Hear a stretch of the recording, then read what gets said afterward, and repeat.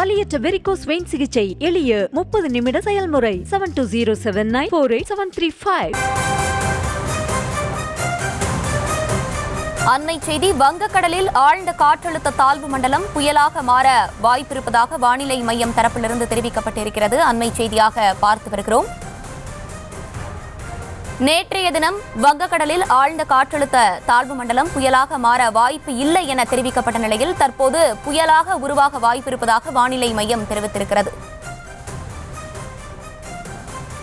வங்கக்கடலில் ஆழ்ந்த காற்றழுத்த தாழ்வு மண்டலம் புயலாக மாற வாய்ப்பிருப்பதாக வானிலை ஆய்வு மையம் தெரிவித்திருக்கிறது.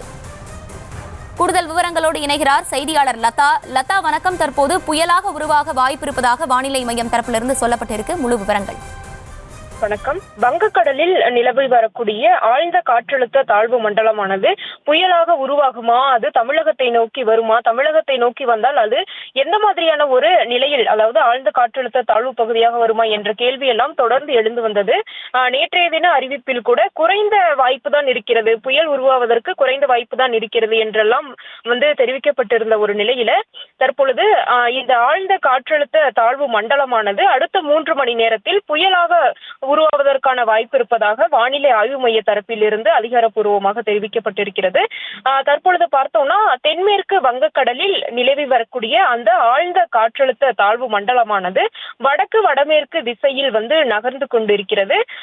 காலை 5:30 மணி நிலவரப்படி பார்த்தோம் அப்படின்னா இந்த ஆழ்ந்த காற்றழுத்த தாழ்வு மண்டலமானது தமிழகத்தினுடைய நாகப்பட்டினத்திலிருந்து கிழக்கே 310 கிலோமீட்டர் தொலைவிலும், அதே போல புதுச்சேரியிலிருந்து கிழக்கு தென்கிழக்கே 360 கிலோமீட்டர் தொலைவிலும், அதே போல சென்னையிலிருந்து தென்கிழக்கே 400 கிலோமீட்டர் தொலைவிலும் அது மையம் கொண்டிருக்குது.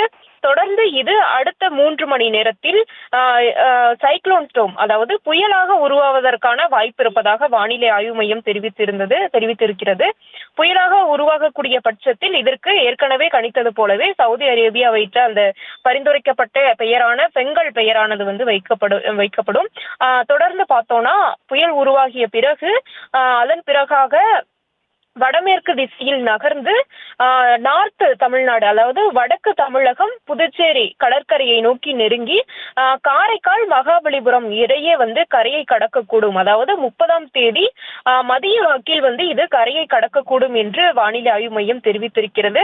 அதாவது இது புயலாகவே கரையை கடப்பதற்கான வாய்ப்பு இருப்பதாக வானிலை ஆய்வு மையம் தெரிவித்திருக்கிறது.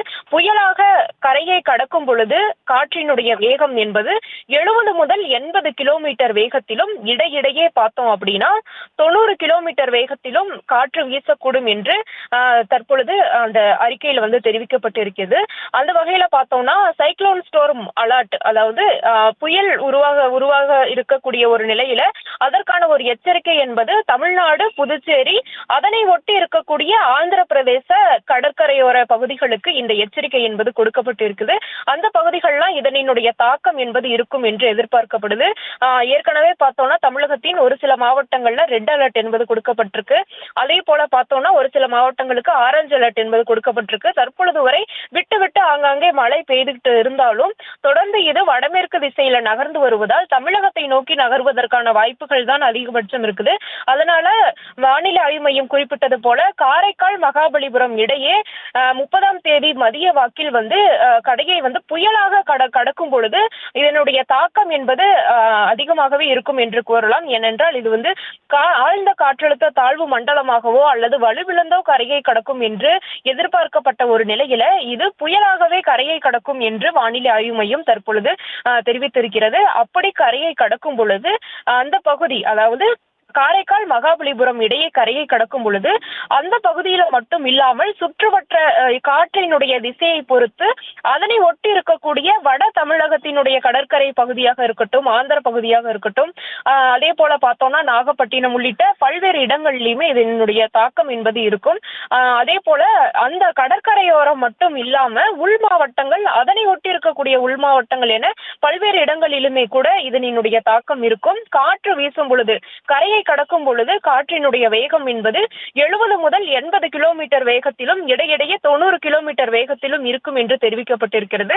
அப்படி இருக்கும் பொழுது அதற்கான முன்னெச்சரிக்கை நடவடிக்கையுமே கூட நாம் மேற்கொள்ள வேண்டும். ஏனென்றால் அந்த புயலானது அது கரையை கடக்கும் பொழுது புயலாகவே கடக்க இருக்கக்கூடிய ஒரு நிலையில அதனினுடைய தாக்கத்தை பொறுத்து நாம் முன்னெச்சரிக்கை என்பது மேற்கொண்டு இருக்க வேண்டும். அதே போல பார்த்தோம்னா கடந்த சில நாட்களாகவே இந்த வங்கக்கடல்ல அந்த காற்றழுத்த தாழ்வு பகுதியானது ஆழ்ந்த காற்றழுத்த தாழ்வு மண்டலம் வரை உருவாகி இருந்தது. ஆனால் மெல்ல மெல்ல மெதுவாக அது நகர்ந்து வந்து கொண்டிருந்தது. அது தொடர்ந்து அது புயலாக மாறுமா உருவாகுமா என்று எதிர்பார்க்கப்பட்டது. அது தொடர்ந்து காலம் தாழ்ந்த ஒரு நிலையிலேயே இருந்தது.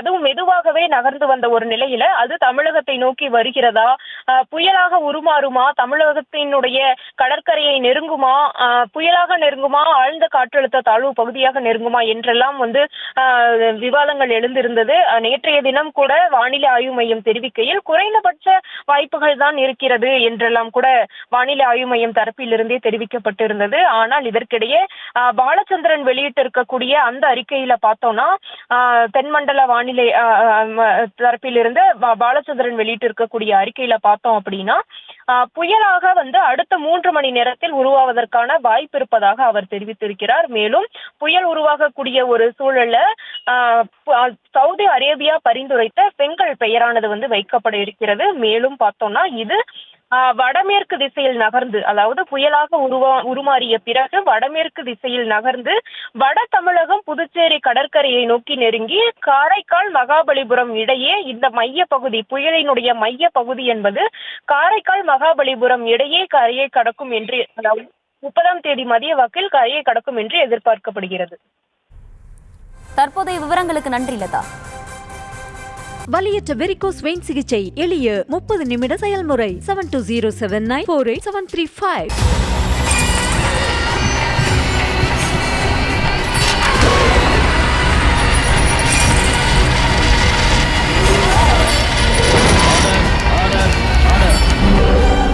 குற்றங்களின் மறுபரிமாணம் நிகழ்தகவு நமது நியூஸ் தமிழ் தொலைக்காட்சியில் விரைவில்.